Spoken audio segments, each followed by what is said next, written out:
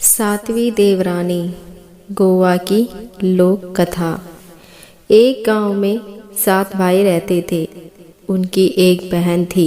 सातों भाइयों की शादी हो गई थी, बहन की शादी नहीं हुई थी। घर में सातों भाइयों के बूढ़े पिता, बूढ़ी माँ और वह बहन भी रहते थे। तो क्या हुआ कि उन सातों भाइयों में 7वें भाई की पत्नी बहुत सुंदर थी। इस कारणवश 6 भाइयों की पत्नियों के मन में उसके प्रति ईर्ष्या थी। बड़े 6 भाई खेती बाड़ी का काम करते, इसलिए उनकी पत्नियों को भी खेत पर जाना पड़ता था। किंतु 7वां साहूकार के यहाँ नौकरी करता था, जिसके कारण उसकी पत्नी खेत में नहीं जाती थी। वह घर पर ही रहती और खाना पकाने का काम करती थी। बड़ी 6 देवरानियां इस वजह से उससे जलती थी। उन्हें लगता था कि वे सुख से जी रही है और उनके नसीब में कष्ट ही कष्ट है, इसलिए वे सब अलग अलग तरीके से उसे सताती थी। एक दिन होता क्या है कि हमेशा की तरह दिन ढलते ही छोटा भाई काम पर से घर लौट आता है। बाकी के 6 भाई भी खेत से घर लौटते हैं। नहा धोकर सभी भाई साथ में खाना खाते हैं। उनके माता पिता और बहन भी खाना खाते हैं। बाद में उनकी पत्नियां भी खाना खाने बैठती हैं। तो क्या होता है कि बड़े 6 भाइयों की पत्नियां जल्दी जल्दी हाथ मुंह पोंछकर रसोई घर से बाहर निकलती हैं और रसोई की साफ सफाई, बर्तन मांजना और सब काम छोटी के लिए छोड़ देती हैं। छोटी चुपचाप सब काम निपटाती है और वह ऊपर की मंजिल पर अपने कमरे में सोने चली जाती है। वहां उसका पति उसकी राह देख रहा था, तो कुछ देर तक गपशप करते हैं और सो जाते हैं। इधर नीचे क्या होता है कि छोटी सब काम निपटाकर जब ऊपर अपने कमरे में चली जाती है, तो सब 6 देवरानियां रसोई घर में इकट्ठा होती हैं और उसे सताने के लिए दिमाग लड़ाती हैं। वह घर के पिछवाड़े में जाकर एक सांप पकड़कर लाती हैं और उसे पानी के घड़े में छोड़कर ऊपर से ढक्कन लगाकर चुपके से अपने कमरे में जाकर सो जाती हैं। दूसरे दिन हमेशा की तरह पोट फटने से पहले छोटी देवरानी जग जाती है और अपना सब दिन दैनिक कार्य करके खाना पकाने के लिए रसोई में जाती है। जाकर जब वह पानी के घड़े में से पानी निकालने के लिए उसका ढक्कन ऊपर उठाती है, अंदर हाथ डालती है, तो उसके हाथ में सांप काट लेता है और सातों भाइयों के पिता यानी अपने ससुर को आवाज देती है, घर में सोए ससुर मेरे, मुझे सांप ने डस लिया है, मुझे विष से भर दिया है। ससुर जवाब देता है, घर मकान है, चीड़ेबंदी दहलीज बनाई है, प्रसाणी कहाँ से लक्ष्मी, कौन आया है रे। सास का जवाब सुनकर वह एक एक करके सब देवरों, जेठ जेठानी, देवरानियों को मदद के लिए पुकारती है। ननद को भी पुकारती है, लेकिन हर एक से वही जवाब पाती है। आखिर में वह अपने पति को पुकारती है, पलंग पर सोए पति मेरे, मुझे सांप ने डस लिया है, मुझे विष से भर दिया है। पत्नी की पुकार कानों में पड़ते ही पति हड़बड़ाकर जाग जाता है और दौड़कर रसोई में घुसता है। रसोई में वह देखता है कि वहां उसकी पत्नी मरी पड़ी है, इससे उसका शव काला पड़ गया है। पत्नी को मरे देखकर पति को बेहद दुख होता है। वह उसका शव कंधे पर उठाकर बाहर ले जाता है और उसे घर के दहलीज पर रख देता है। उधर 7वीं देवरानी के मायके में एक अनहोनी हो जाती है। वहां के आंगन में तुलसी वृंदावन में जो तुलसी का विरवा था, वो एकदम सूखकर मर जाता है। उसे देखकर उसके भाई के मन में आशंका उत्पन्न होती है कि कहीं उसकी बहन पर कोई संकट तो नहीं आया, क्योंकि उसने अपनी डोली उठते वक्त अपने भाई से कहा था कि कभी मेरे ऊपर कोई संकट आएगा आया तो ये तुलसी का बीरा मर जाएगा। भाई एक पल भी समय गवाए जो कपड़े पहने थे उन्हीं कपड़ों में दौड़कर बहन के ससुराल पहुंचता है।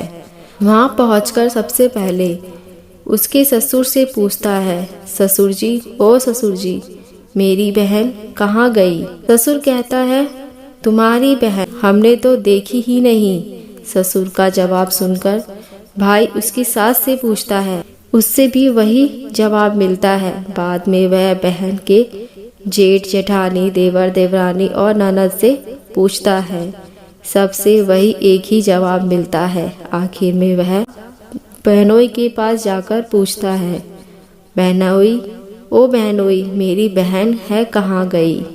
सुनते ही बहनोई जोर जोर से रोने लगता है और सारी बात साले को बताता है। साला भी अपनी बहन की मृत्यु की खबर सुनकर सिसक सिसक कर रोने लगता है। कुछ देर तक वह रोता रहा। उसके बाद बहन को जीवित करने के लिए भगवान की आराधना की सोचकर वह वहां से उठकर मंदिर की ओर चला जाता है। वहां सातवां भाई सोचता है कि पत्नी का शव ज्यादा देर तक घर पर रखना उचित नहीं है, उसे अग्नि देनी चाहिए। तब वह जाकर अपनी माँ से कहता है, माँ, ओ मेरी माँ, बहू की तुम्हारी गोद भरना, उसे काजल कुमकुम लगाना। तो माँ कहती है, मरी हुई तुम्हारी पत्नी को तुम ही काजल कुमकुम लगाना, मरी हुई तुम्हारी पत्नी की तुम ही गोद भरना। मरी हुई अपनी पत्नी की गोद भराई के लिए माँ तैयार नहीं है। यह देखकर वह बड़ी भाभी से कहता है कि वह उस रस्म को पूरी करे, लेकिन वह भी सास की तरह ही जवाब देती है। उसके बाद वह दूसरी भाभी से कहता है, उसने भी वैसा ही जवाब मिलता है। एक एक करके वह सब भाभीियों से विनती करता है, लेकिन कोई तैयार नहीं होती। अब घर में गोद भराई की रस्म पूरी करने के लिए और कोई सुहागन नहीं थी, इसलिए वह सोचता है कि स्वयं भी उस रस्म को पूरा करेगा।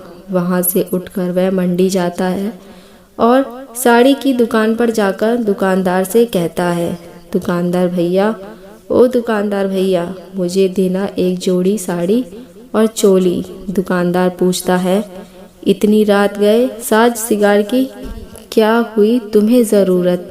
वह कहता है, जरूरत को लगी आग, मेरे प्रीत की बगिया हुई तो यहाँ नष्ट। दुकानदार समझ जाता है कुछ अनर्थ जरूर हुआ है। वह एक साड़ी चोली उसे दे देता है। उसे लेकर वह फूलवाली के पास जाता है और वहाँ कहता है, ओ फूलवाली अम्मा, ओ फूलवाली अम्मा, मुझे फूल वूल दे दो। फूलवाली पूछती है, इतनी रात गए साज सिंगार की क्या हुई तुम्हें जरूरत? वह कहता है, जरूरत को लगी आग, मेरे प्रीत की बगिया हुई तो यहाँ नष्ट। फूलवाली समझ जाती है कि कुछ अनर्थ जरूर हुआ है। वह एक फूल की बेड़ी उसको दे देती है। उसे लेकर वह पड़ोसन के पास जाता है। उससे कहता है कि पड़ोसन भाभी, ओ पड़ोसन भाभी, मुझे काजल कुमकुम देना। पड़ोसन पूछती है, इतनी रात गए साज श्रृंगार की क्या हुई तुम्हें जरूरत? वह कहता है, जरूरत को लगी आग, मेरे प्रीत की बगिया हुई तो यहाँ नष्ट। पड़ोसन उसे काजल कुमकुम दे देती है। तो सारे श्रृंगार लेकर वह घर पहुँचता है। पत्नी के शव को नई साड़ी चोली पहनाता है, बालों पर फूलों की बेड़ी लगाता है, काजल कुमकुम लगाता है और अपने पिता से कहता है, पिताजी, ओ मेरे पिताजी, तुम्हारी बहू की चिता रचना तो पिताजी कहते हैं, मरी हुई तुम्हारी पत्नी की तुम ही अर्थी सजाना। पिताजी के ना कहने पर वह अपने बड़े भाई से कहता है तो वो भी वैसा ही जवाब देता है। बाद में वह एक एक करके अपने सब भाइयों से कहता है, वह सब भी वैसा ही जवाब देते हैं। आखिर में वह रोता बिलखता पड़ोसियों के घर जाता है और उनसे कहता है, पड़ोसियों भाइयों, मेरी पत्नी की अर्थी सजाना। पड़ोसी उसकी पत्नी की अर्थी सजाने के लिए तैयार हो जाते हैं। तब वह चिता कहाँ रचाए यह पिताजी से पूछता है। पिताजी ओ पिताजी, उसे कहाँ अग्नि दूं, उसे किस रास्ते से बाहर निकालूं? पिता कहता है उसे बाहर का रास्ता दिखाना, मरी हुई उस स्त्री को पीछे दरवाजे से ले जाना, मरी हुई उस स्त्री को सीमा के बाहर जला देना। पिताजी की यह बात सुनकर उसे बहुत दुख होता है। वह अपनी माँ से पूछता है, वह भी वैसा ही जवाब देती है। एक एक करके सब भाइयों से पूछता है, वे सब भी वैसा ही जवाब देते हैं। आखिर में वह अपनी बहन से पूछता है, बहना ओ मेरी बहना, उसे कहाँ अग्नि दूं, उसे किस रास्ते बाहर निकालूं? बहन कहती है, बधुआ ओ मेरे बधुआ, उसे पिछवाड़े का दरवाजा मत दिखाना, उसे मुख्य द्वार लेकर तुलसी वृंदावन के पास अग्नि देना।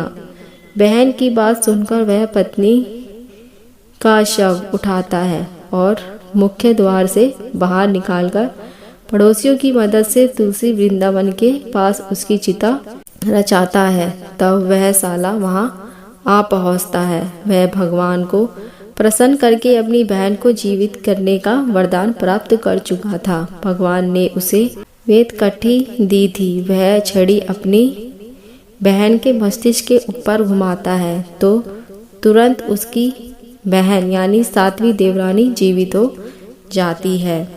उसके शरीर पर एक भी घाव या जख्म नहीं रहता। वह बिल्कुल पहले जैसी स्वस्थ दिखाई देती है। बहन को जीवित हुए देखकर भाई को बेहद खुशी होती है और पति भी बहुत खुश होता है। बाद में सातवीं देवरानी का भाई क्या कहता है कि अपनी बहनोई से कहता है कि तुम दोनों अब यहाँ नहीं रहेंगे, तुम मेरे घर चलोगे।